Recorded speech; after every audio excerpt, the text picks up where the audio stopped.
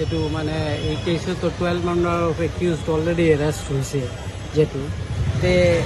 এই কেসটো যেটো সিঙ্গানিয়া ইনফোটেক আছিলে এটা কোম্পানি যেটো tie up with the Pragjyotisha fintech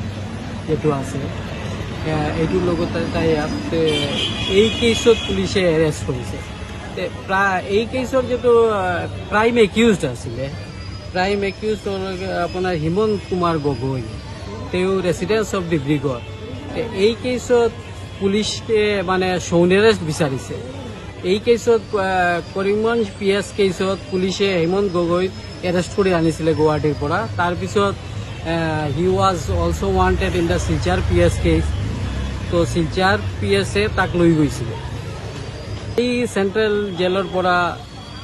পুলিচে মানে আজি এই প্ৰডাকশ্যন দিছে Himanta Gogoi 201 কেছত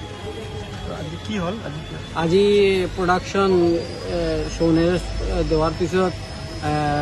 IOI of the case police demand বিচাৰিছিলে 10 দিনৰ কাৰণে কোৰ্টে 7 ডেজৰ কাৰণে এলাউ কৰিছে 7 ডেজ পুলিচ ডিমাণ্ড এলাউ কৰিছে তো 7 ডেজৰ আজি পুলিচে